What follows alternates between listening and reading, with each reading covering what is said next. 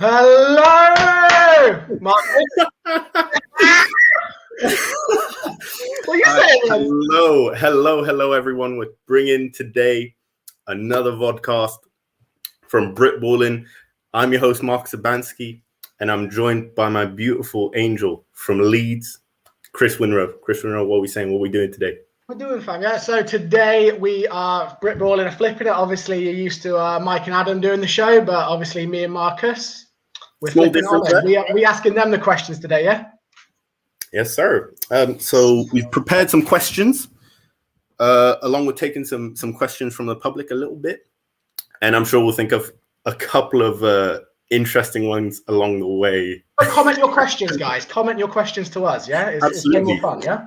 All about Absolutely. Britball, NFL, whatever you want. Even live questions, I don't mind. I think asking them some live questions is going to be interesting because I know they're doing some behind-the-scenes stuff, coaching, helping Britball, but they don't really talk about it that much. And that's why I'm here to bring their story to light. And you're here to do what you do in it. In it, boy. Yeah. Can we bring them in? Can the boys bring themselves in it? Here we go. We've got Mike Magugan and Adam Wilkin. How are we doing, boys? You okay? We're all good. We're all good. How's it feel to be flipped on? Yeah, thanks so much for having us on. It's a massive achievement. You should be grateful. I know I've been following you guys' work for so long. I'm really happy. Chris, you're looking really good shape, mate. Mark, it's always a pleasure. I love the T-shirt, rocking it. Looking good. Throws looking good. Oh, mate, cheers, it's a pleasure. I feel like Peak's coming on this show, by the way. I'm not gonna lie. Hey, I remember when I was getting asked the question, and I was like mad nervous about what you're going to ask. So I'm looking forward to giving it back in. I was so happy. Usually I get that when I hear that beep, beep, beep come in, like 3, 2, 1, I'm like dead nervous. I'm like, all right, come on, I've got to be lively now. Get it? I'm just like, I don't care. Just chilling now, eh? This is your reputation. No football and stuff on. Just chilling. Right, I'm a football player. I ain't a vodcaster, you know.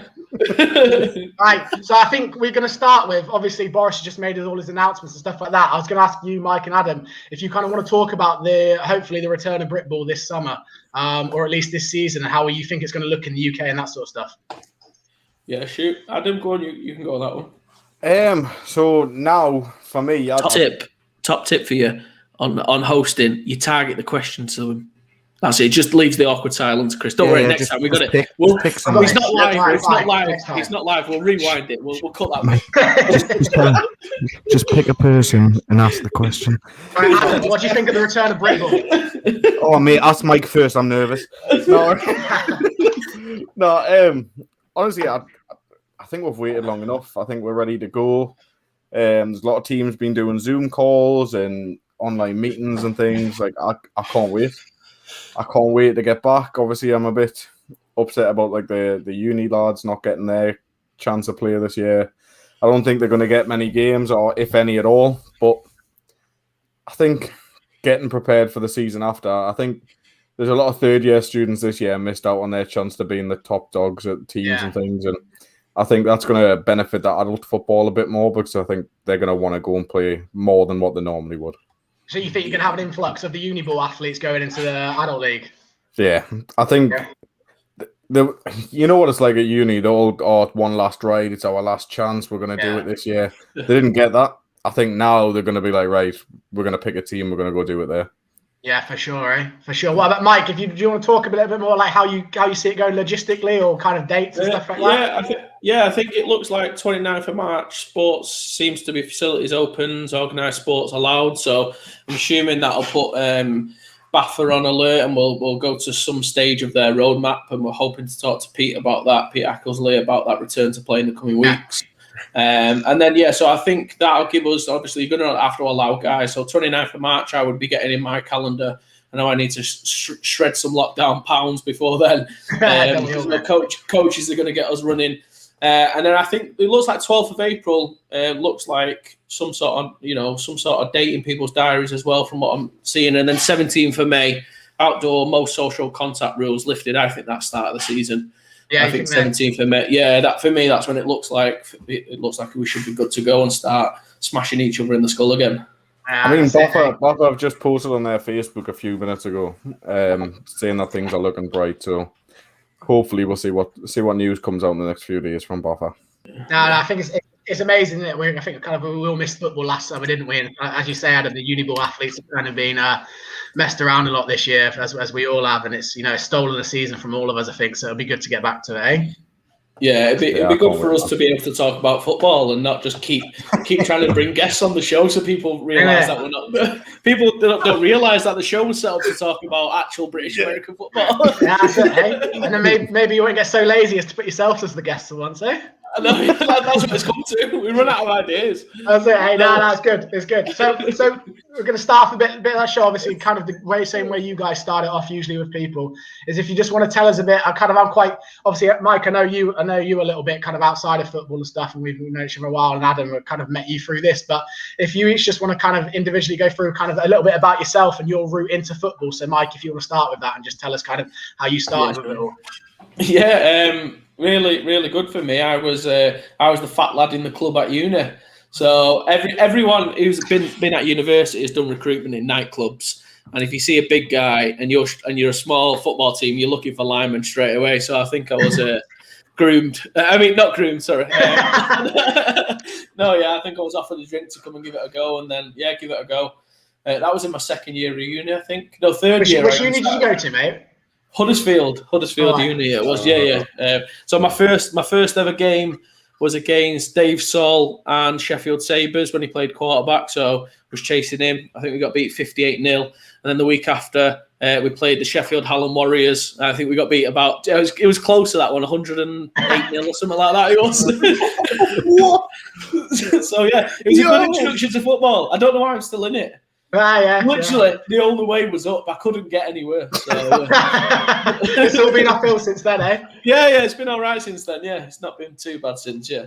So how did you go from there into? Because obviously now you're well known in kind of you're playing at the top level. You want to in my opinion one of the better offensive linemen in the country. So how did you go from kind of that to playing at Manchester? Yeah, Chris knows that. He knows who blocks from in. He's been to training. Oh, I know. We had a few sessions together, mate. I'll run behind you. He knows who he's following. He's one of those. I suppose I just went to. I went from Huddersfield, and the local team was the Yorkshire Rams. Played for them for a couple of years. I wouldn't say I had a disagreement, but kind of didn't like the way the team was going. The coaching staff that was coming in was, I'll be honest, it was from the Bradford Bears, who was my rival team in university, so it didn't set well with me. So I thought. And then I went and visited Manchester, who were a Div 2 team at the time. And anyone who plays Prem knows you have a bit of something. You have to have a bit of an ego about you, don't you? So I thought of going for a Div 2 team was a bit like, ugh. But I went there, seen the setup, seen the stadium, seen the infrastructure, and thought, I'll give this a go. And it'd be a good team to run through. And, fortunately, things fell our way. We had a good couple of recruitments, and then we run the table, and we are where we are now. So, which is good. It was nice to be a part of. Really nice. Yeah, absolutely. All right, and Adam, what about yourself? How did you kind of get into football, and how's your route taking you to this point? So I started playing football at junior football. So it was under 18s then. I think it might have been 19s, but we were 18. I started playing about 17. Well, it was probably a bit younger, but by the time I actually got to play, it was about then. Played for Gateshead. They were the only team anywhere near us. I played pretty much every other sport beforehand. I played cricket at a high level. Yeah. Played a bit of football, basketball for the school and things. But it was just that route into it. And then obviously I moved down south. I ended up going down part of the Torbay Trojans. I helped them for a bit, and then moved back up north. I went back to a Gateshead training session. And thanks, Benjamin. No, I went back to a Gateshead training session. Who had the 14 minutes over under on Gateshead? You know what it is? If you ask us a question about how I got into football, what do you expect? You know what I mean? Sorry, stitch you up for that. Sorry, mate. No, but I came back up north, and I went to a rookie day for Gateshead instead of just going back to a normal session. I went to a rookie day, and at the time, none of the senior players used to turn up. It was just like all new players that would come there. And I got there and I was like, I don't recognise friggin' anyone here. So I just didn't play for Gateshead. I went and one of the lads I grew up with on the little housing estate I was on, messaged us and he was like, "Why don't you come play up at Northumberland Lightning?" I was like, "Yeah, all right." So I went up there and then I seen like the Scuba Steve outfits and stuff. And honestly, they were horrific. But I spent the season playing there, and I just got some like bad injuries, and I was like, I'm done playing. Like I can't deal with it anymore. I shattered my collarbone playing against the Vikings and stuff, and I ended up going over the Vikings to start coaching. I'm not even trying that. You're not all loving it. People I can't see, right? The private chat here is a joke. I hate it all. I'm leaving, right?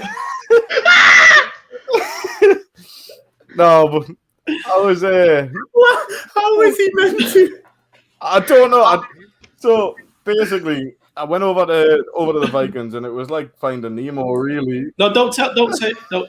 It's Was you a bit lost? Like officially lost? Mate, I was a bit lost, so I decided to looking for your dad. I was looking for my dad, little Finn going around and things. You know, it was a bit of a nightmare. So I decided to get into coaching, coach the junior level, and coach started the youth team there. We've done quite well, got to play at finals and things, and then had a bit of a disagreement with the guys running it and left and came home, went back to Gateshead, and been smashing it here ever since. So that's me. That's my story. Because I'm probably bored now. I'll see you later. I'm loving the difference as well. Literally, Mike got picked up in a club to play football, and Adam doing every single sport, decides that he's going to go down this route, and now here he is. And that brings us to our next question, actually, because obviously Britballin, it seems like it's going to leave a little bit of a legacy. I'm not going to lie. You know, you're putting the sport out there a lot, and my big question is, okay, what's the origin story? How did you decide, you know what, we're going to stick ourselves on the internet and talk utter all of this? We'll start with Mike for that, actually. We'll start with Mike. You know what? I have to put it to Adam on this one. You can start this one, only because he like kind of approached me. Well, funny Marcus is here. So the reason me and Adam know each other is because me and Adam was a part of the same bit of Britball beef, should I say, in which some guy posted in one of the Britball groups that the Manchester Titans were the worst team to ever be a Premiership team after we beat Leicester. Yeah. You know, we beat Leicester to go to, and it was a really good game. It was a really respectful game. Yeah.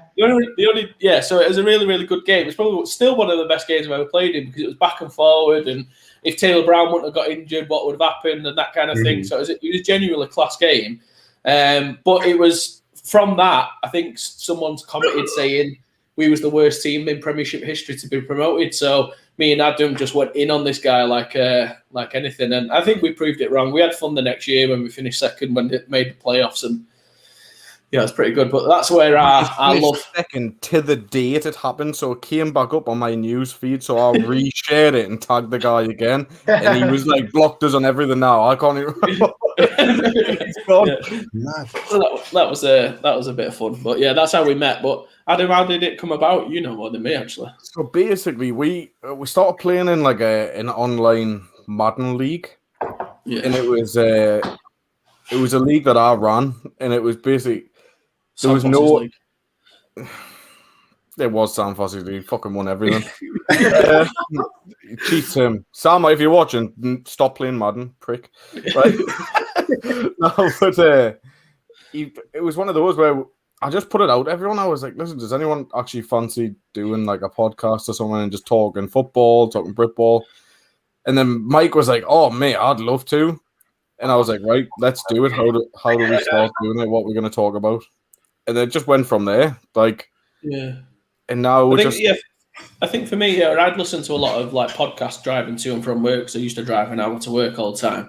And it came to lockdown, well, a little bit before lockdown, and we were talking about the idea and what we wanted to do. And I said, there's just tons of great content that I don't think people are doing in Britball. Like, has anyone tried to get, X person to be on the show? Has anyone tried to do this? Like, do people rank? Because I love listening to rankings. Like, whenever I listen to a podcast, I always call it rank and bank. I always call it. It's such good content. You rank people will watch. Like, because they want to know where they stand in it. Yeah, exactly. Don't worry. One of our most Yeah, one of our most watched shows was because of that. Like, you rank people, they love it, people's egos, and we just thought in Britball, like, it just deserves to have the light that it does because there's some unbelievable characters in it. So we thought we'd do our best to bring them to life, bring people's stories to life, have fun whilst doing it, and then hopefully get some like decent guests along the way and spread it the other way as well. So. And then obviously I lose my voice, so I'm going to get some water, but I'm still listening. Bye. All right, okay, yeah. It was basically for us, right? It was one of those things where it was no one else was doing it. I mean, we wouldn't be here now without Gridiron Hub, by the way. They were the ones that let us come on and started doing it, and I'll see it. Like, it was a shout out to Steve that took one to start off with, and we're doing things there. Obviously, we had a bit of a disagreement and things. That's why we're not there anymore. But it wasn't like malice. So, I mean, yeah. Since then, never mind. But it's one of them things where we just want to grow the sport. We love this sport, and we want to do as much as possible to see the people that are putting the work in get recognised for that. It's mental. It kind of takes me on to my next question a little bit. What's the ambition for Britballing? Obviously, you started off and you're fairly successful. Most people within kind of UK American football, Britball, know exactly who you guys are and have kind of at least watched the show once or twice. What is the hope? What is the dream? I'll take that one just because I think it's really just to be a central part of Britball, like that. So we're as more and more comes in it, we just want to be recognised as the we've got a good slot, right? We've got a Monday. So one of the plans moving into the season is as soon as the games are finished, we're on the Monday night. So games on the Sunday, Monday night. Marcus has a blinder on the Sunday playing. We bring Marcus on the show and we talk to Marcus about the game. That kind of feel. It's very like Sky Sports after the game. That's good, The highlights. So the end goal, we don't know. We'd like to get paid one day to do it, I'm assuming, like everyone would. But I think one of the things we're launching this year as well, which we've mentioned to you guys privately, is any funding that we are looking to establish through the show is going to go back into players. So what we want to do is get like a network of players who potentially couldn't afford to play the game this year or next year. And any money that we do get would fund like part of their subs, part of X, part of Y. So that's the whole point. But that's a great comment there. Chris is, and he's lost weight. Look how good. Look at that jawline. Oh, cheers. This guy gets it. Look how Adam Haynes is just as good looking. He knows it as well. He's a beautiful man. best party and bobslayer out there. Trust me. What that is, Adam Haynes actually played football at Leicester before he went on to his great sporting career. So I've got to give him a shout out as well. Big props to Haynes. Football brings us all together. Trash at Warzone. Absolute trash at Warzone. But good guy. That's like Adam, actually. What? I got 3 wins yesterday, mate. 3 wins yesterday. That's all I'm saying. Actually, right here, we've got another question from Big Stan.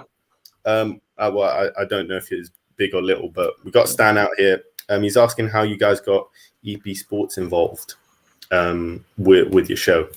Yeah, Adam? So basically, we had Harry on the show talking about development for GB athletes and things. Harry works for EP. Then we reached out to Harry and said to him what be the chances of us linking up with EP, explain what our plans are, how we're trying to develop the sport, and they bought into it. Do you know what I mean?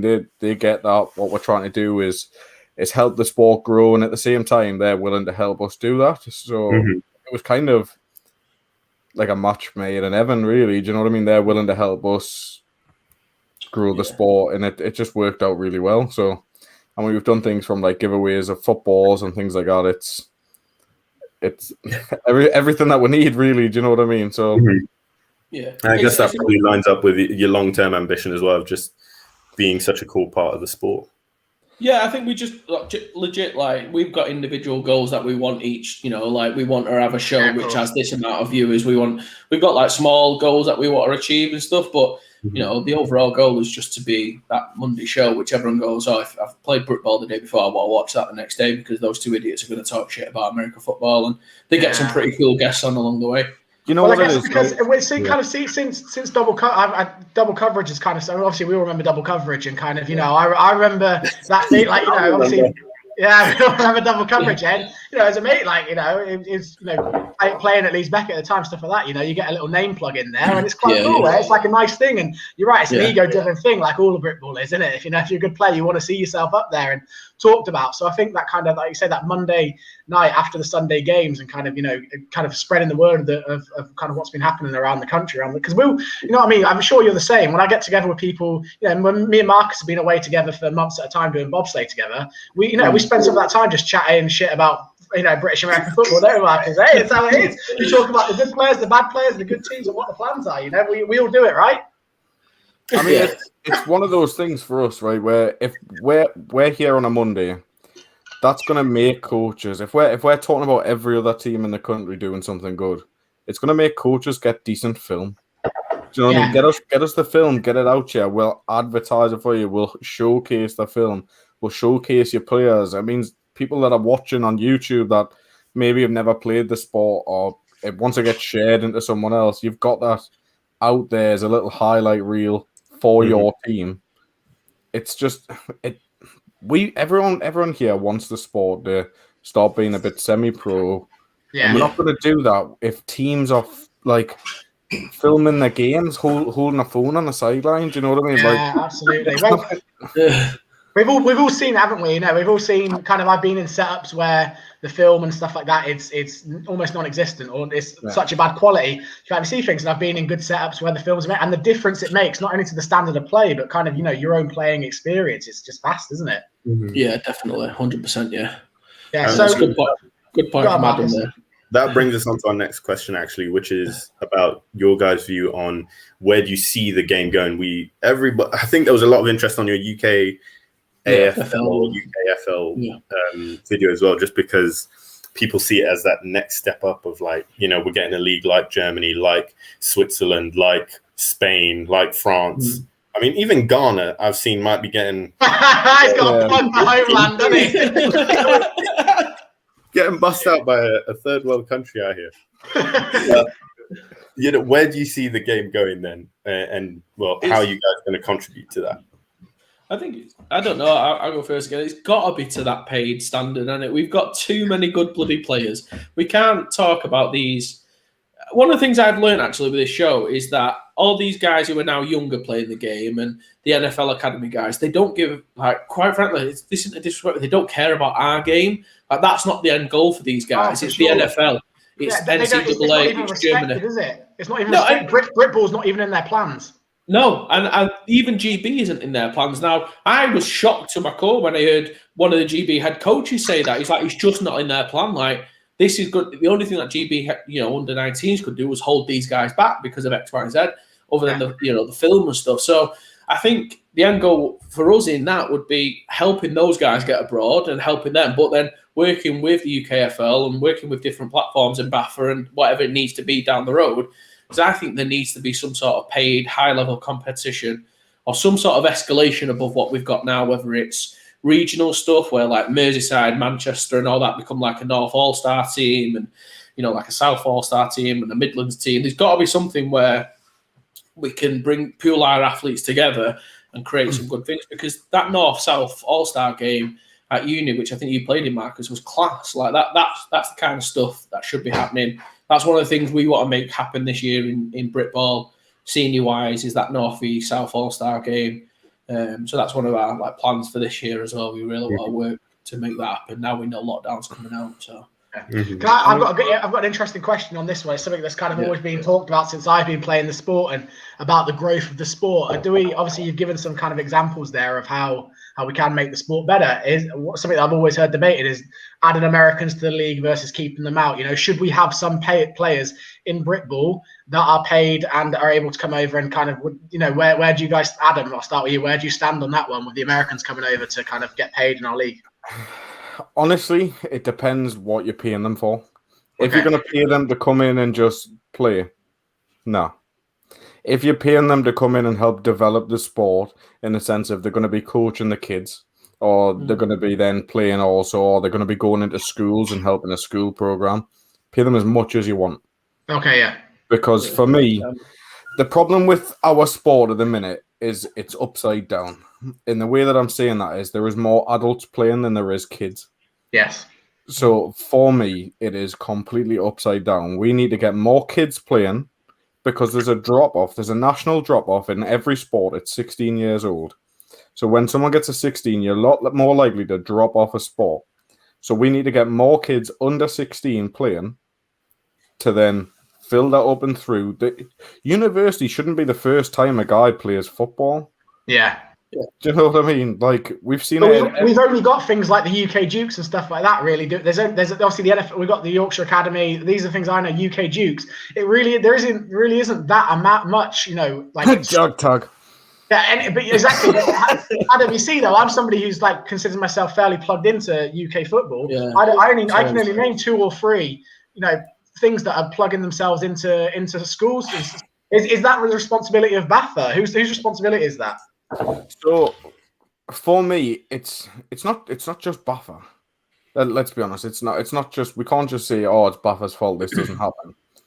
But realistically, it's if clubs, if you want to develop a team, just get in 1 day a week. Just 1 day a week. Just target one school. Even if you just do 1 day every half term at one school. So you pick a school, half term, run a big day of football, and then do a different one the next half term. Yeah, because if you look at like the Canadian Football League, I don't reckon for 1 second they've got like, because that I'm not going to go to the NFL, but that's like a level with all the maple syrup and all that over there. I reckon they've got more kids playing at that level than we have, and that's just a direct comparison. But all it takes is one person from each team to get involved. Like I'll always blow smoke up Adam's ass because he won't do it. He wanted to be that one person at Gateshead. And when you speak to the under-19 coaches and when you speak to that youth level, they've got so much respect for Adam for what he's done with his team at Gateshead. I think, 7 of the 9 or 9 of the 11 players of his team went on to GB. It says volumes, and that was just him because he wanted to make it better up there. So if we had 50 Adams or 1 Adam in every team, then that's how the sport grows, I think, at that younger level, because that's where it's important, for that. I was looking for my little lad. I'm moving over to Wigan way in a couple of weeks. I'm at the moment going to have to drive probably 40 minutes back to Manchester just to get him to play at a decent level, because otherwise I don't know where else I can get him to play. Yeah, I understand. So obviously, we don't.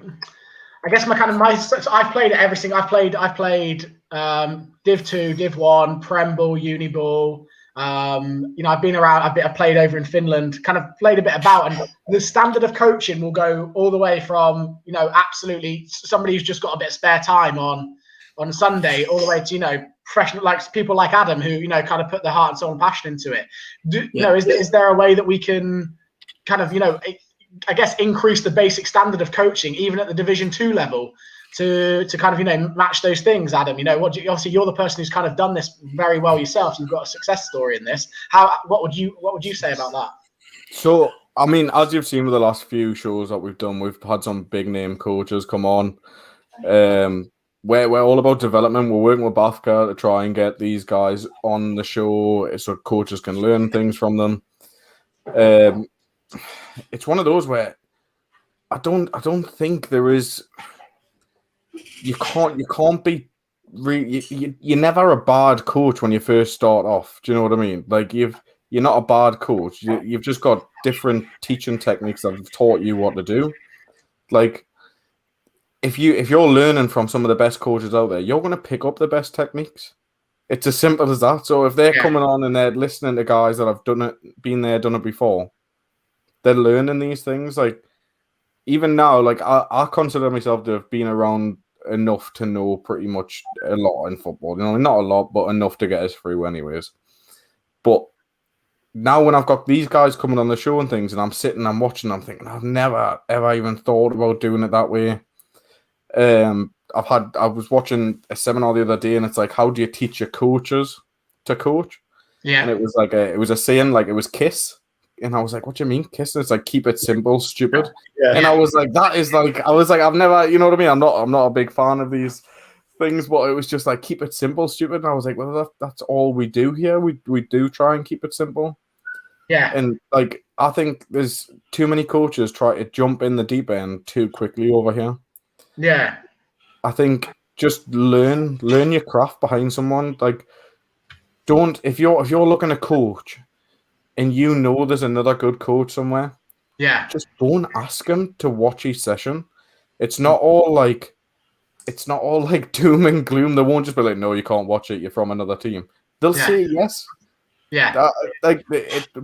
People give a lot of crap to teams over here and they think, oh, we hate this team and we don't like this team. But I guarantee if you asked a coach if you could watch his session or learn something, he'd say yes. Yeah, absolutely. What can I just kind of flip a question on to Marcus? People may not know. Marcus is now the head coach of the Coventry Jets. Congrats, my guy. Congrats. Marcus, what are your kind of, what the kind of challenges do you expect to face? As you're Marcus, you're young, you're a first-time head coach. Obviously, you've got massive respect amongst Britball. Being obviously the main guy running A1 Elite and being the main strength and conditioning guy in Britball, in my opinion. But what challenges are you expecting to face as a coach? Kind of obviously you've got people like Adam who have set kind of a high standard of developing players and progressing them. How do you see the challenges coming up? I think my main challenge is going to be communication. Like there's so much, and when I say that, I mean more ensuring that what I want is filtered down into the players through the right systems. Because I think a lot of the time I don't want to call it that because I don't believe in it, but some kind of hierarchy where, you tell the OC and DC, this is the type of system we want to run. And they ensure that the right coaching is put in place to ensure that people fit that system. So if, as an example, you run a pistol wing T, you're not going to say, right, my running backs need to learn to catch. So we're going to do lots of route running and work on that. But a lot of the time, a coach will just turn up to a session and just be like, right, today we're doing this, which I just thought of the other day because I noticed when, you were playing a game or whatever, you didn't quite do it right. Yeah. Instead of basically winging it, I just would like to create a system. And I think that's actually one of my biggest hurdles is, first of all, knowing what system I want to run, and second of all, how I'm going to run it. But I do have a lot of experience in old coaches at the Coventry University Jets. We've got Adam Biggs, probably one of the most prolific defensive back coaches of all time in Britain, from what I've heard. What is it with defensive back coaches? Like, they're just defensive back coaches. There's something about them, aren't there? I'll tell you what it is. It's because defensive back is the position you're put when you can't play. I mean, you know what it is, right? One bit of advice I'll give you, Marcus. So a bit of advice I'd give you. So if you're new to being a head coach or you're new and you want that system to work, just take it upon yourself to do a session plan. Okay, so do your session plan, give it to your coaches in advance, and you don't have to say you are doing this drill, and this drill. Yeah. Just say this is what the end outcome of that session needs to be. And leave the part where they're filling out the drills blank. Yeah. Send it to them, get them to send it back to you. And they've read it, they've okayed it because they've had to send it back to you. You then say, yeah, do that, that's fine. And then that's how the session goes. Now, there'll be times when you'll get low numbers of training sessions, for example. And you'll go, well, that's the session plan getting ripped up and we can't do that now. But it's one of those where if you don't have a session plan, you're ruined from the off. Do you know what I mean? Like, there's nothing you can do. So, okay. I feel as kind of, Mike, as somebody who's coached in kind of uni ball and obviously you've been around adult ball a lot, what would you say is something that I've talked about a lot and I've got quite, firm opinions on that kind of the top, I actually believe the top end of uni ball, playing in both, the very top end of uni ball is, outside of the London teams maybe, very top end of uni ball is very comparable to the top end of adult ball. And I'm not sure kind of what your opinion of that, but also how do you see the coaching difference and styles between uni ball to adult ball? I think the best thing I've always said, the best thing about Uniball is you can get people really bought into that. We talked on yours. It was vastly when you came on the show, it was about that brotherhood, and people bought into that a lot more. You've got just completely different people at adult senior ball. So you might have a 40-year-old builder who on the weekend likes to drink 10 pints of Stella, and anyone who plays for the Titans knows who I'm talking about. Who's hard as nails and don't give a shit about anything. But then you've got a fragile young teenager just come up from the youth team who, you know, might have really struggling with mental health, and he's struggling in that sense. And you've got to have some person who can do both. Like it's a really, really difficult thing at uniball to compare to adult ball. So I think a uniball coach could be a lot more of a dictator and a little bit more of a, let's get everyone bought in, let's do this, you know, all in this together, but it's my lead, I'm going to drive it. And, you know, they really buy into it because they are young and they will do. Whereas I say senior league head coaches, you'll find the better ones are a little bit more reserved and really good people, if that makes sense. Yeah. So really personal, and they'll have that quiet ear and quiet conversation. So you often find the people who come in at senior ball who think they know it all usually don't last very long. No, you can kind of see that. I'm just picking up on something Terrell Burgess has said in the comment section there. There you go. We need more QB coaching in the UK. Kind of going on from that, more QB coaching, but you know, more skill, more position specific coaching. We've got a lot of generic coaches, but he's absolutely right. You know, as I say, I have somebody who's bounced around quite a few teams in the UK. And you know, it's very rare that you actually find a quarterback coach. You know, me and Marcus have both played quarterback at university level, and you know, Marcus, who kind of you know, did you use that word loosely? Did I take the snap from under center? Yeah. Did I throw a touchdown once upon a time? Lots. You did. So I don't know, from my experience, I was very, very lucky. I had Dale, who is, you know, in my opinion, one of the best coaches in the UK. And I had other coaches on that team. David Rollins, I can see in the chat, one of the best defensive coaches in the UK. I had coaches around me who invested in me and, you know, my position, but also me as a person. I'm wondering, Marcus, for you, obviously you were a quarterback at Coventry, and you kind of, you know, similar story to me in terms of, you know, kind of took over at quarterback of a team and ended up progressing into the Premiership with them. Kind of, did you have that kind of guidance and quarterback specific coaching, or no? No, straight up, just no. It was again, just general coaches doing their thing. But at Leicester, actually, when obviously it's going to be quite controversial, but some Americans were briefly at Leicester, and there was a quarterback camp with Deshaun Watson and Quincy Avery, his coach. I remember it. And that, to be fair, the best thing I learned was from a Naya quarterback who was All-America. And the way he broke everything down just made so much sense. And instead of making it all about, you need to do this exactly like this, because I saw it in a video, it was very much kind of like, well, if you see this is where you want to get the ball. Kind of exactly what Adam was saying about coaching. Where, keeping it simple.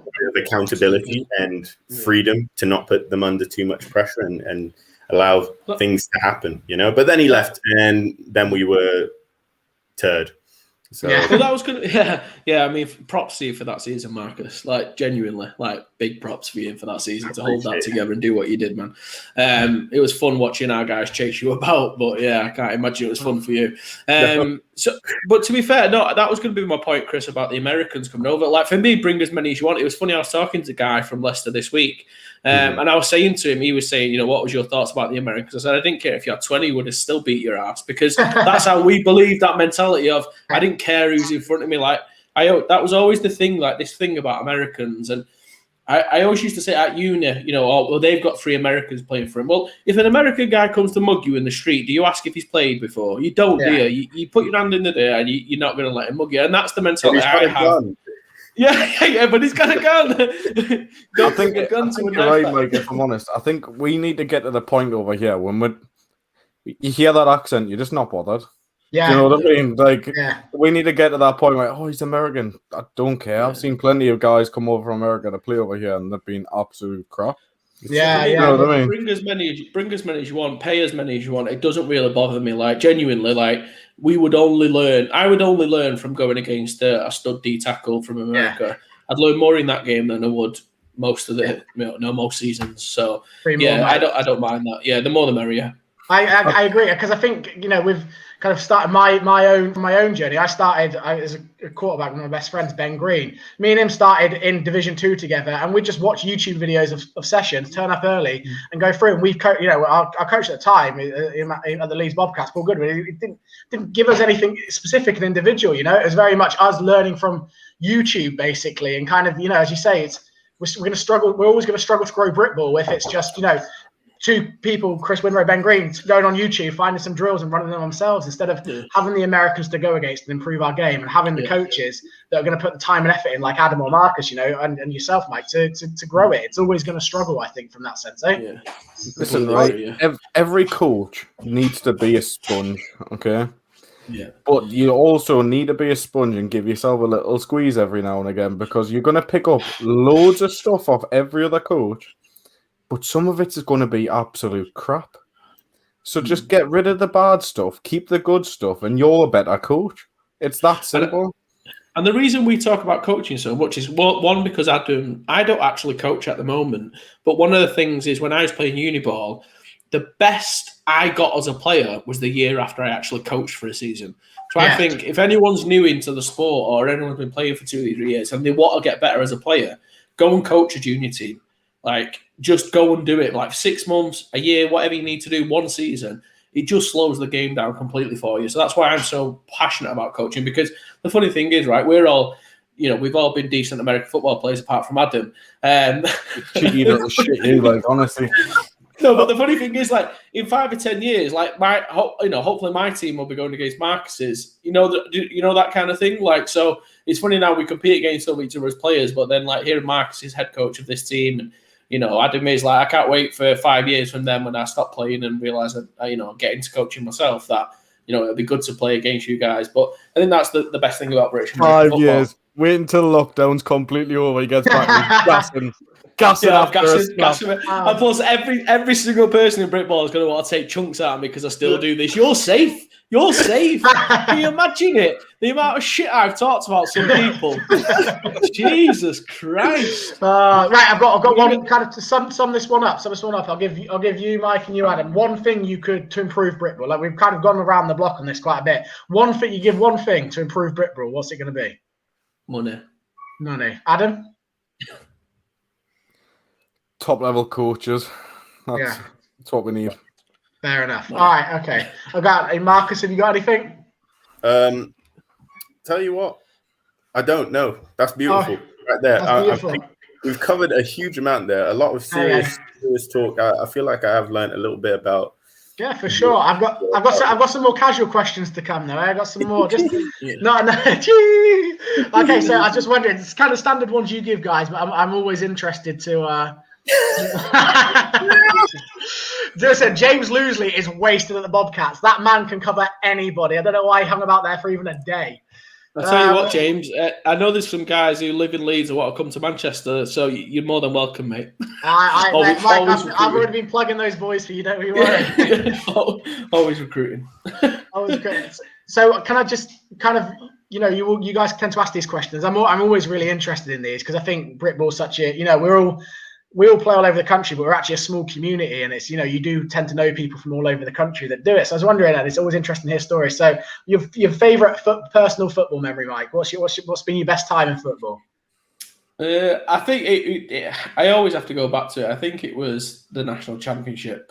It was either that, definitely winning the national championship, playing against a London team, or I don't know, it's that or the playoff game, even though we got spanked against the Warriors. Like, when I remember getting into American football and watching the Blitz and the Warriors, and almost been like, wow, those guys are a big deal. And then going afterwards, and after the game, the defensive coordinator came up to me and just said, like, you know, we had to scout against you when they're running behind you, it's hard. And I felt like, Jesus, like, I've done something there. Like, if someone's coming out the way to do that in a big game like that, I think that was probably my favorite memory. And I've told everyone about it since. It's impressive coming from a lineman, you know. It really is, isn't it? You know, people are game planning around an offensive lineman. That's, you know, you've done something right there, haven't you? Yeah. So I think that was cool. Yeah, go on. What about yourself, Adam? It was probably the last season I played, getting to finals with a youth team. These guys I think there was only one that had played the season before. No, two guys that had played the season before, and everyone else on the team, it was their rookie season. And we went, I think it was 12-0-1 that season.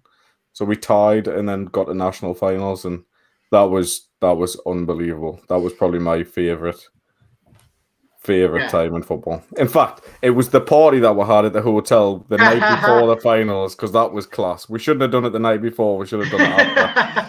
Fair enough. And what I'm just interested because Marcus, me and you have spent a lot of time chatting about football. You're one of my guys, but mate, Marcus is too humble. This guy's been to the CFL Combine. I'm honestly shocked he's not in some sort of, there's nobody in the Britball I can think who should be in a professional league more. The guy's just a stupid athlete. But Marcus, what's your favorite football memory up to this point? I'd probably have to say that. That's a tough question, Chris. There are lots of moments. I'd probably say getting hit by Wayne Drew in my first proper hit in an American football game. I just, because it was my rookie season and it was the first bit of game time I had, and I was like, I think I made a couple of catches and I was like, oh my god, like this sport is incredible. And then I think I caught it on like a screen or something, or we ran a sweep, and I just turned upfield and these wavy locks. Mate, I underestimated that guy so much when I was man. And I laughed my head off. I was like, what is this in front of me? I remember playing. I just burst out laughing. Yeah, and he was gone. He had me like cheese on toast, man. Like, like burnt toast. I was on the sideline for about 10 minutes because he just thumped me so hard in my stomach, man. That's my favorite memory. What about yours, Chris? I reckon I know what it is. Yeah. I've been quite lucky. I've been very lucky. I kind of committed my life to football, and for a few years, and I've had a lot. But definitely winning the national championship with Leeds Beckett. We've spoken about this in the show already. There was not flag football, not. Flag. Don't get me wrong. Like I completely, I love flag football because I love playing the sport and obviously getting to play for Great Britain and kind of go away with that and use all your BAFTA fees to pay for my Miami trip. It was quality. But no, for real. Leeds. We spoke about it. It doesn't need to be spoken about much. Leeds Beckett was going with that team from division, ranked 24th in the country to number 1 in the country, and the way we did it with the guys we did it with, it was one of the most special experiences of my life. And I'll always be grateful to all those boys for it, and they know who they are, eh? Yeah, it ain't me, I'll tell you that. Yeah. So I've got one iffy, and it may take a bit of time to answer this, but I love this question. I ask this to every Britballer that I can, and me and Marcus have done this before, eh? Mm-hmm. Give me your five-a-side flag football team each year. Mike, for everybody you've played with or in Britball, basically. Britball, yeah? I'm gonna limit this. No Americans, British players only. Your Britball flag team. Whoa. So give me a centre, 3 receivers, and a quarterback. Right. Okay. I tell you what. What I'm going to do. Marcus is going to play centre. Yeah. Oh, I love it. He's big and strong. He's quick. I like Marcus at centre. I'm only going to go with like guys in the north, just because people from the south don't watch anyway. So receiver James Nunes from the Titans, other receiver Harry Routledge from Merseyside, quarterback Tristan Varner. Such a fangirl of Tristan Varner. Oh man, I love that. He was like. When I got into American football, Tristan was the guy, the guy. Like you couldn't do anything in British American football. I mentioned Tristan. So sorry, Sam, but yeah. And then running back, I'll go LT from Merseyside as well. I love LT. Yeah, the guy who went to the CFL Combine. Yeah, I know the one. What about yourself, Adam? Oh, I'm gonna spice it up a bit and go. I'm gonna pick from all age groups. Okay. Right. So I'm going to pick from all age groups here. So I'm going to go centre, and I'm going to go a guy called Kristen Hall. He's been my centre at my academy team for a while now, and he's my centre at Sunderland Uni as well. This guy is an absolute machine. You'll see him soon. He's on the GB under-19s team. I think he's playing guard for them, and the guy is just a monster. See, quarterback situation. I've had two good guys in my. Who are you choosing? Got two great quarterbacks here, well coached. I know. if you're gonna run it, okay, option only. He's gonna run. Good block for us, you know. See, I've got two guys. I got one that's out in the States at the minute playing high school ball, and one that's going out of the States. One that's in the Elite 11. Yeah, I'm gonna say Justin. Justin's the best call. Justin's the best at the moment. Yeah. Justin Kowalak. He's the best quarterback you've never heard of. He'll be the first. I reckon he'll be the first British baller to get drafted to the NFL. So can we pause there? I've actually never heard of this guy. So Adam, if you give me that's obviously there's a massive claim. Is that you want to tell me? He's not just mine. I'm not just claiming he's mine. But all right, but somebody tell me something about him because I've never heard of this kid. Justin, I think he's half American, half English, or Polish, or he's basically So basically, he lived in Darlington. He came with me to the Vikings at first, and then he was down. Still at Northeast Academy, and then he was at Gateshead with us. He played in a couple of games for Gateshead, then went over to the States. Left-handed quarterback. He's currently playing in Illinois. If I'm right, he won the Elite 11 in Chicago. He's been invited to the Nationals. That's it. If the people that don't know, winning the Elite 11 somewhere is a big deal over there. Yeah, so this guy is a unbelievable player. He plays for Crystal Lake South at the minute. Okay. Right. I mean, it was close as either him or Hussein, my current quarterback. He's currently getting offers for high school ball. Right-handed, 6'4" unit of a quarterback. 15-year-old man. So I'll go with Justin. Finish your team. Bloody hell. Running back. I don't know who to go running back. If I'm honest, that running back's a hard one. Chris Winright.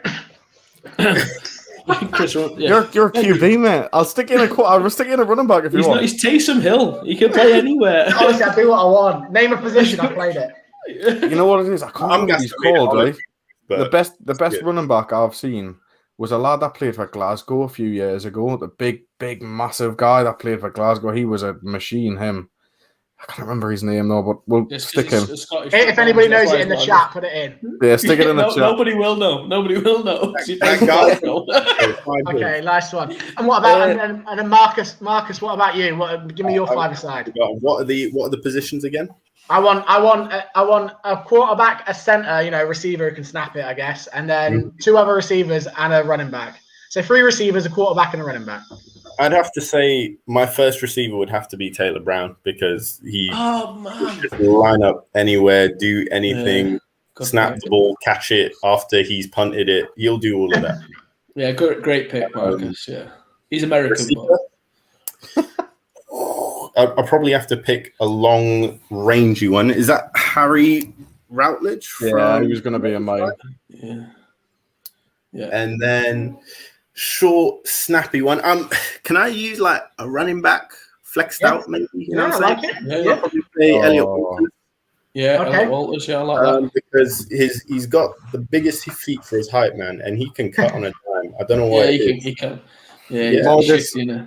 I have to stop you halfway through your team. I'm sorry, Matt, but we've got our Britballin tubes on. Here we are, Britballin tubes. Yeah, all right. How we doing? I'm all right, mate. You look like a bit more of a professional setup this week. The beard's looking horrendous, but it doesn't matter about that. We don't talk to you. We don't talk to you. You've got one question and one question only. Thanks for joining us. What's your one question? Who's it for? And what's your one question only? I'll go for Adam this week. Oh, Jesus Christ. Right, come on. What's for one position that you haven't played in Britball or just in general that you could that you'd want to go in and just take one rep at just to say you've done it? Safety. Yeah. Safety for me, that's the only position that I don't think I've actually played. I've lined up everywhere else, I've just never lined up at safety. Yeah. So, I'll tell you what, Britball and Choose, because you've not been here for a couple of weeks, you've been sorting stuff out, you can have one more question. It's a freebie. You've fixed your internet, you've got headphones, you've clearly purchased stuff just to be on here. Britball, you've got one more question. Take advantage. Mikey, what's the biggest animal? What's the biggest animal you reckon you could pick up without any help? Oh, I like that one. Oh, that's a good question. Have you seen the These list? are the questions. Chicken. A chicken. I reckon I could get a bear up. You reckon? I reckon I'd get my arms round it and then just Yeah. You know what, man? I'll back yeah. you on that. I've seen you man up with a few people. Yeah, I pancaked Ash Miller, so how big's he?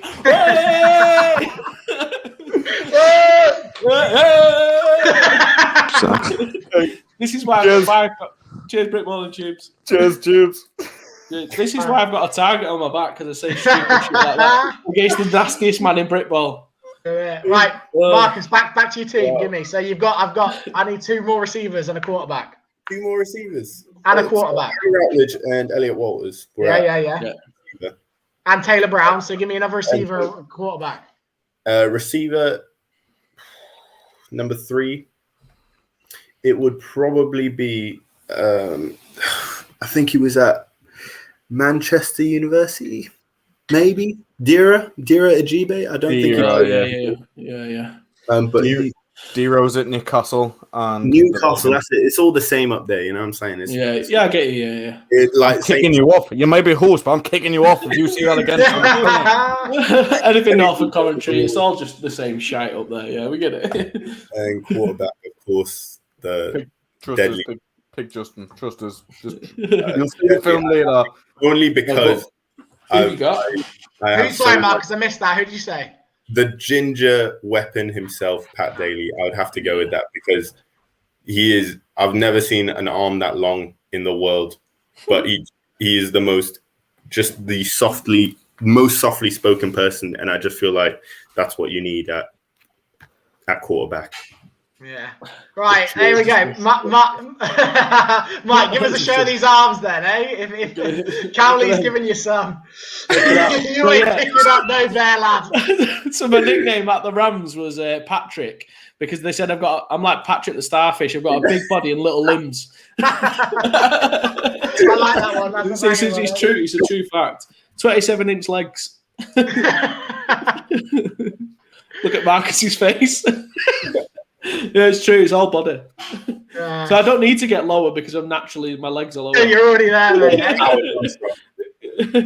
Go on, Marcus, you got a question? Yes, we do have more questions, though. Obviously, we selected our teams, but who's the best player you've ever played with? Well, actually, let's do both. Let's say a player that you've played with, the best player you've played with, and the best player you've played against. Sorry. We'll start with Adam because I reckon he's got some madness going on at the Senators. Best player I've ever played with, a lad called Evander. He played youth and junior, played a bit of senior football as well, but I think he's gone on to be like a pro CrossFit or something like that now. But he was a freak. Best person I've played against. You know what it is? I spent my first ever adult game was against EKP, and I just got absolutely demolished off multiple defensive tackles.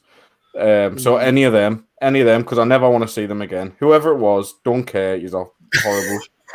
Yeah, this is a tough one for me.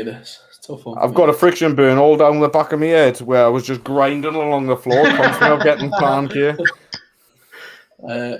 Best player I've played with, I think potentially one of the guys in the chat before, Adam Cowley's legit one of the best players I've ever played with. Adam. He's a warrior. I've played with Adam. He's a warrior.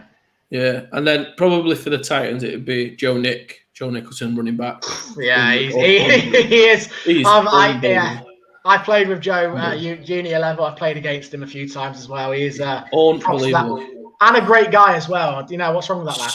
Such an amazing and such a good-looking bastard. Oh, God. God, I would die. I used to love getting in the shower with him. If Joe's watching, he already knows this. Yeah. What time is shower time with Joe Nick? What a lucky woman Mrs. is, let me tell you. Best player I've played against. This is even harder. It's difficult. I've witnessed the Pat Daly show, which was unbelievable.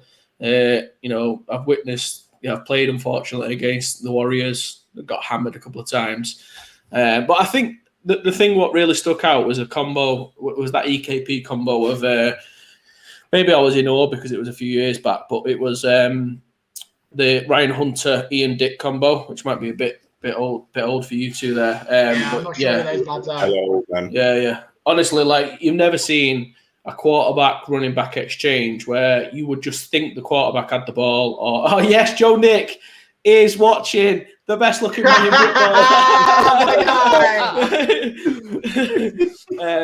Yeah, so I think that was probably the best combo, but yeah, out and out best player, yeah, probably there. Yeah, one of those guys. Pat was unbelievable. Pat is unbelievable. Okay, lovely. Yeah, absolutely. Marcus, sorry, I keep turning to you, but I haven't been on the show yet, so you haven't heard your answer to this. I know, yeah. Give me it. Played against, I would have to say, I wasn't directly against them, but I think the Warriors running back. Yeah. Obviously, because I was at Tamworth at the time, and Subawale, Raymond actually, that was it. Yeah. He's so big that you're like, oh, like he'll get through the line of scrimmage and then someone will catch him, and they just don't, and he just keeps pulling away, and you're like, what is happening? And played with, I'd probably have to say, little receiver called Philippe Buitio Martel, who's Canadian, but he was just really sharp, like the sharpest person that I've played against, where he's like, he just knows that sudden fastness, eh? Yeah, like his mind was sharp. Obviously, his body's old. Well, not obviously. He's breaking down. Poor bastard. I get you. Yeah. What about you, Chris? Yeah, I think I answered this last. The best player I ever played against in Brit, but obviously playing abroad, I've played against some incredible talent. But I keep it to people we know. Taylor Brown, I've said this before. He was we only beat Derby because we have amazing coaches who went in at halftime and basically game planned for a guy playing safety / linebacker who would wreck any play we ran. I've never. Playing quarterback there, I've never gone off to the sideline so many times, just looked at a whiteboard and thought, how are we going to stop this guy? Like it's as an offense, as a quarterback, Marcus, you'll know this. You're the aggressor. You're supposed to be defense reacts to you, and that just wasn't the case in this game. Taylor Brown he was. We were trying to get past him rather than trying to score touchdowns. Best player I've played with. Ultimately, Dale said this last time. Brian Smith, who played at he was one of the. He played at University of Minnesota over in the States. He was just a phenomenal talent. So yeah, they're my two. They're both obviously Americans over here, but they were. It's as I say, it kind of brings it up. I just want to plug just quickly. Somebody's commented a few times. Spencer Wybrow in the chat is a close personal friend of mine. Spencer's still playing receiver into his 40s. Is this guy? You know Spencer, don't you, Mike? Eh? Yeah, I played. Everyone's played with. If you played for the Rams, you know Spencer. I tell you, a couple of months ago, me and Spencer are down late into his 40s. We're still down in the park running routes together. That guy has taught me more about playing receiver than any. I can't. I would not. I mean this. I would not have gone and played, abroad. I would not have had the success I've had without Spencer Wybrow. So Spenny, I love you, mate. You've sorted me out. Eh? He's a class. Surprisingly, this year going to Doncaster. He is, yeah. A few of the boys are actually. A few of the guys from around the area. I think Doncaster are doing something big this year. Yeah. We'll all right. We got some more questions coming up. Next up, obviously, we love Britball, but the world is bigger than Britball, unfortunately. And you've got a great show, and a great show needs great guests. So who? Obviously, now it's me and Chris's show. Yeah. But who would be your best number one guest that you could bring on? Anyone in the NFL world? Don't really mind. Who's it? Go. We'll start with Adam. Nick Saban. Oh, I like that one. Ooh, done. That's it. Done. Push the mic away. That's it. Finished. Yeah. What sort of things would you ask? What are you curious about? Kind of Nick Saban, the Alabama setup, and all that sort of stuff. What do you like? I'd probably say to him, "Can I marry you?" If he said no, I'd say, "Well, can I work for you?" Like, can I clean you? You know what I mean? I'd probably do something along those lines first. Now, to be honest, I would just ask anything about football.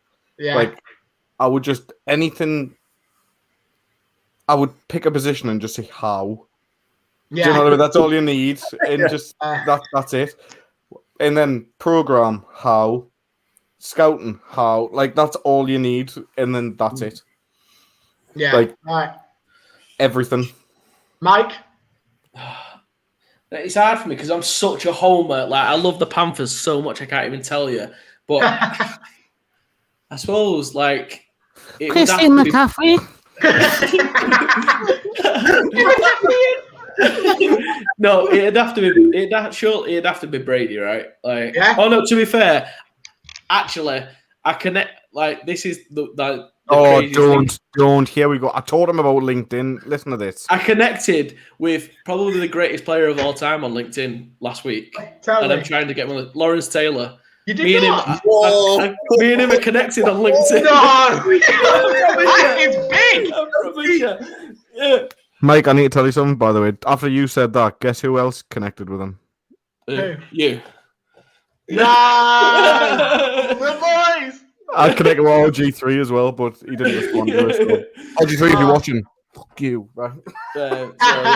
That'd be pretty legit if we could make that happen. So.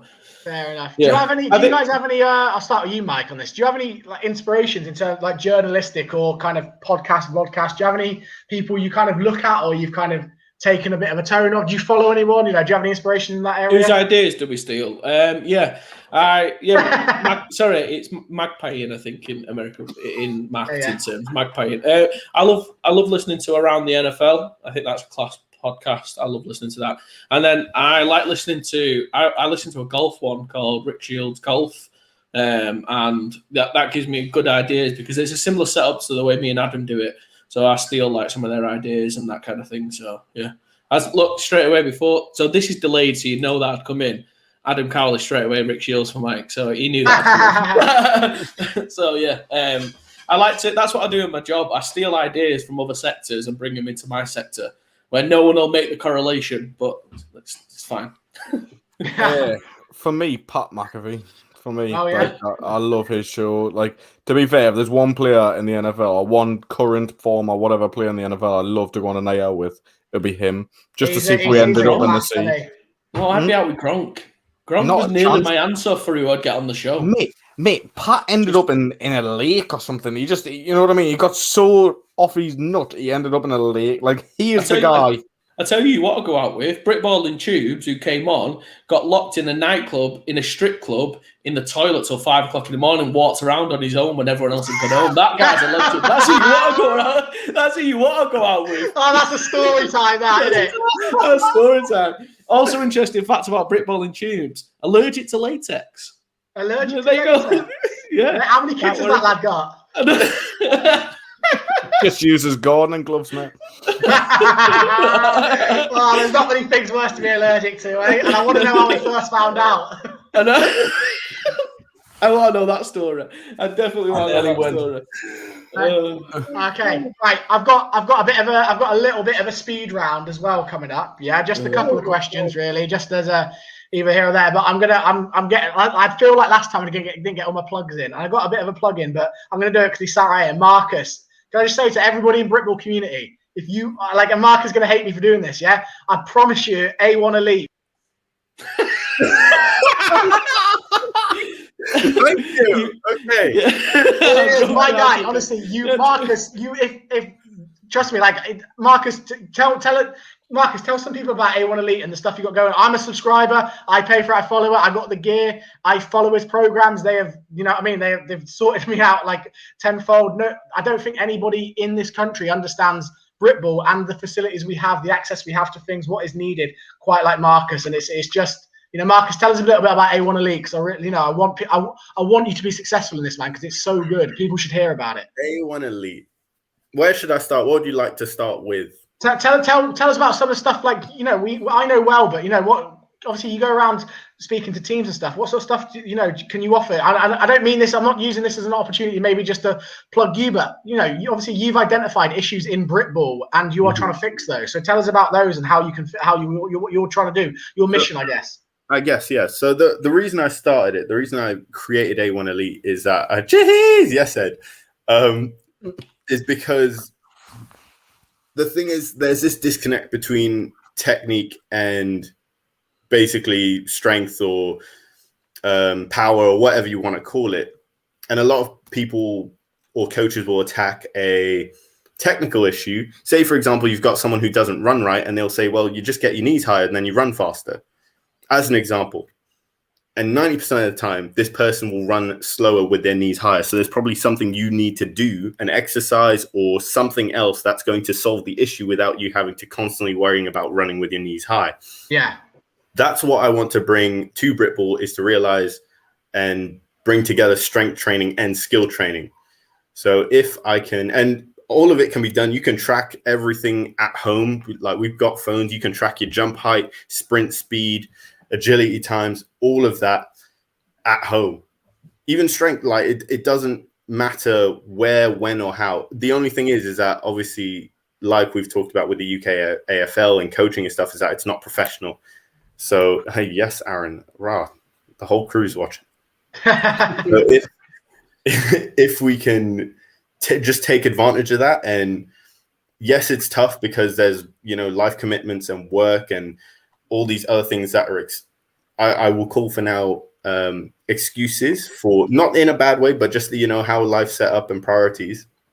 If we can get past them and take advantage of this easy little thing, it's so easy to make that progress. And all of a sudden you'll have receivers, taking less steps on their cuts, being more explosive and just being better. And that's what I want to bring to Britball through A1 Elite. And Chris has experienced it. We'll track his measurables. So as an example, you'll track a broad jump and you see that improve. Chances are you're going to be quicker off the line. You're going to be more explosive when changing direction. All of a sudden, people ain't going to catch you, Chris. I know you get caught. Nobody catches me anyway, Marcus. Watch the tape. Doesn't work when your O-line's really good. So yeah, that's kind of a little bit about what A1 Elite does and how we do it.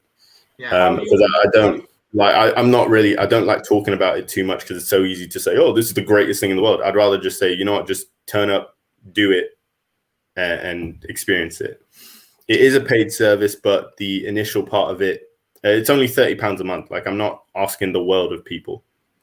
Also, we have to play Warzone. A1 Elite time is Warzone time. And a quick question: how young do you go with this? It doesn't matter, actually. As young as possible. I'd probably follow something called a long-term athletic development model. So you can just match their age to where they are, and then you can just fit the exercises accordingly.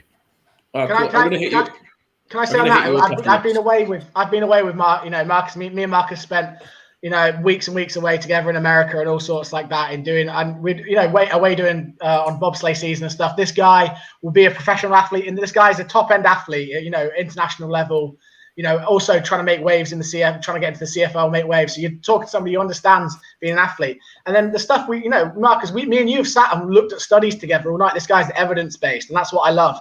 It's all, none of his stuff is just, I like this. I think, you've got so many of those trainers out there, I think, and what I love and why I trust Marcus personally, and, besides from being a friend, why I trust him completely is that I know all of his stuff is evidence-based. I've sat there and looked at research with him for hours on nights, and he's all about that. What you're getting isn't just kind of just off the top of his head. It's researched and studied. Chris, how much of a cut do you, out of that 30 quid a month, how much do you get, Chris? Honestly, I mean this hands down. Why he does this? I mean this hands down. But Marcus, I don't care. Like I love you, and I love what you do, eh? Like you deserve all the No, Marcus, I'm gonna hit you up because my little boy, I can't teach him how to sprint because I can't sprint. And I can't teach him agility because I can teach him how to throw, and he's going to be the best quarterback in the country. But I'll tell you what, I need some shit from you. Yeah, we'll talk afterwards. Yeah. Okay, lovely. Right, I've got some speed round questions for you guys. Yeah. Okay. Let's go. So we'll start with that. We'll start with you, Mike. I haven't got many, but if Marcus or anybody in the chat wants to throw in either ors or would you rather's, anything like that, I always love a couple of those. Then let's clean ones probably. We know how bad they can get. It's after 8 minutes, and you can go as dirty as you want. Please fill the comments. I beg you, don't make me do it. All right. Okay. So I'll start with you, Mike. Okay. Go on. Okay. Would you rather sack or interception? Sack. Sack always. Yeah. D tackle or guard? D tackle or guard? Guard. Yeah. Be the hammer. Brady or Belichick? Brady. Rushing touchdown or passing touchdown? Rushing touchdown behind 77. Chris Winrow or Marcus Shabansky? Chris Winrow, because he's been to the title. No! That's it, man. Okay, Adam, I'm going to hit you up with some same ones, okay? So sack or pick? Sack. Yeah? Okay. I'm going to change the position slightly for you, Adam. Mate. Defensive end or tackle? End. End. Okay, Brady or Belichick? Belichick. Yeah? Rushing touchdown or passing touchdown? Passing touchdown. Yeah? Chris Winrow or Marcus Shabansky? Let's go, Marcus! That's it. Okay, lovely. What have you guys got coming up? Have you guys got have you got any plans coming up for future shows or anything like that? Don't you mean our show, Chris? But yeah, when we hand the show back to you, can you imagine? Like, it's because people are going to be so disappointed when we have to give you guys the show back. Honestly, like genuinely, people who are like, "Where are the two good-looking ones? What are you two doing back on the show?" You know what it is, right? I don't know if you can tell, but Mike couldn't even be asked to put his jacket on today. That's his Britball, you know what I mean? I'm not plugging it today. It's not me who works for him today. Not me anymore. Fuck that. I think we got some good stuff coming up. We're going to team up with the X's and O's again.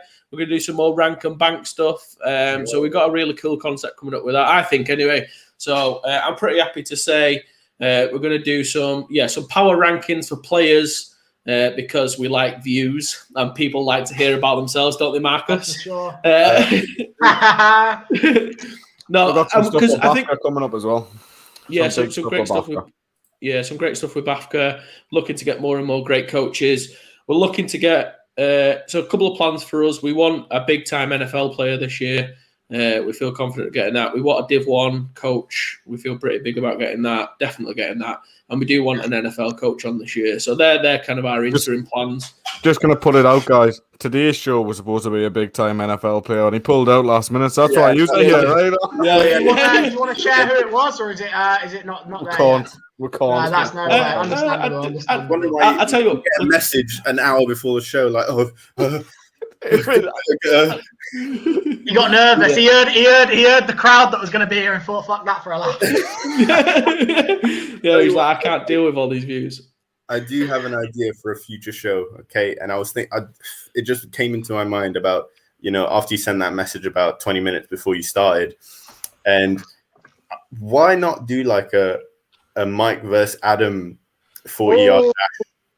40-yard dash. Yeah. Adam would win. Unless Mark, we'll do it in 12 months.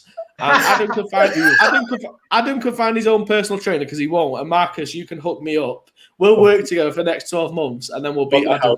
Marcus, you do not want your name on that. Honestly, my side, I am quick, I'm telling you. I'll tell you what, if it was a 5-yard dash, I think I'd win anyone in the country. That's my thing. That's in my wheelhouse. 5 yards. Quickest of the ball in Britball. I'm telling you now, you wouldn't. I'll tell you what we could do. Not a 40-yard dash. We'll do a 4-yard dash. We can do a 4-yard. That's my DC talking. Sean, piss off, right?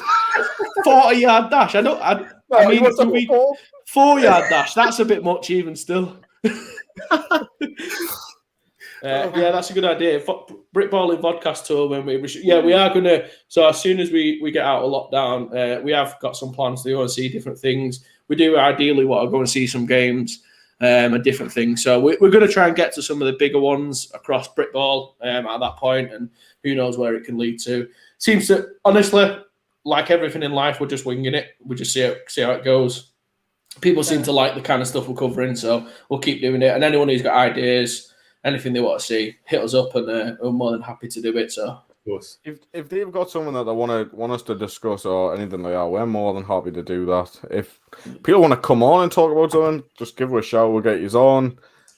We're happy for anything. We just want to grow the sport. So But there is someone I'm going to put out to everyone, right? So especially you two here. I know you are host today, but we're going to ask you, right? So, Chris, where you plan to be this year? For football? Football, yeah. This is a good question. I really, obviously Mike knows I was desperate to kind of, I finished uni ball and I was desperate to play for Manchester last year. I got recruited down by a couple of the guys and stuff, and I got down there and I'll tell everybody kind of thinking about Manchester's a great setup. For me, been to a lot of setup in the north, and Manchester was probably the best setup I've been to, and I was really excited about that. Obviously COVID happened and things changed. I've actually, some people know, I've moved to Gibraltar now. So I'm actually out living in Gibraltar at the moment. I just kind of got fed up of the constant lockdowns and bad weather and thought, fuck it, You're going to be climbing the rock as well, isn't it? We've just dropped the Just Giving link in there. I appreciate it. Yeah, so it's kind of a bit of a stitch up by Dave Rowlands, the old DC at Leeds Beckett. But yeah, I'm running up the Rock of Gibraltar. I'm doing that on the mid-March. I'm doing it. I've got a date. The link's there. For you, it's for the Whale Sanctuary Project. I won't bore you with all the details of that now, but it's just a charity very, very close to my heart. And what's that? Just everyone donate. You've got no choice. If you follow the show and you're watching now, hand in your pocket. Just a pound, anything. I don't care. It all goes a long way. So yeah, but so in terms of this summer, I've just recently decided. I was talking to a few teams abroad, and I'm kind of still chasing that. But I think I'm just going to be staying in Gibraltar, enjoying the sun and sitting on the beach. And I'm enjoying taking the pressure off my life of football and stuff. And I'm going to take a little off season, I think, and sit on the beach for the summer, enjoy the sun in Gibraltar, and then we'll see maybe a winter season somewhere abroad or back in the UK next summer potentially. Well, I've got a challenge. What number do you wear, Chris? What number do you wear? 14. So what number do you wear, Marcus? 14. Gang, gang. 28. There you go. Right. Okay. That's right. So I've got a bit of a challenge for you then, Chris. Since you're not going to be playing this year, right? Yeah. And which teams have you been a part of? I would know that obviously you've been recently a part of the Brotherhood. Yeah. And you were going to join Titans. Yeah. Is there things you can do now, since you're not doing anything apart from climbing up a rock, you know what I mean? It's only 4 foot high, by the way. Could you get some things on film that you can pass down to younger guys to learn from? Could I personally? Could you personally get some things recorded on film, some little drills, some handwork, footwork, anything you want to do that younger guys could learn from? I like that. That's a good little challenge. I certainly could. I've kind of played a lot of positions. I'd never consider myself a coach. I'm not. I've never considered myself a particularly talented American football player. I've just all from effort and hard work with me. I've never thought of myself as just a pure talent and somebody who knows exactly what they're doing anyway. I've always had great teams around me. But yeah, I like, Adam, it's not a bad little idea. I'd like to, it's always, we've all done it, and like you do, it's nice when you get, especially in Leeds kind of thing, and having the Yorkshire Academy, the younger players kind of look up to you, and you get them coming to the sessions, and you get to teach them little bits, and they'll, you say #grow the game there. It's nice just to pass on your knowledge. People have put, like we were saying earlier, Spencer, everything. People from older like Spencer Wybrow down to like things I've learned off Marcus. It's spreading the word. It's making the sport better. So I like that. I do like that. I mean, for me, a big thing is a lot of ex-players just stop playing. Yeah. And then do nothing else. Like, I want to see more guys that are ex-players now, at least just coming back and giving a season or two to the younger guys coming through. Do you know what I mean? Obviously, I know they all plan to come back and play again eventually with everything going on. But if you're doing it, other guys might do it as well. Do you know what I mean? And it's, for me, our coach, so at the minute, I'm going to list these now, but we've got an under-13s flag team, an under-17.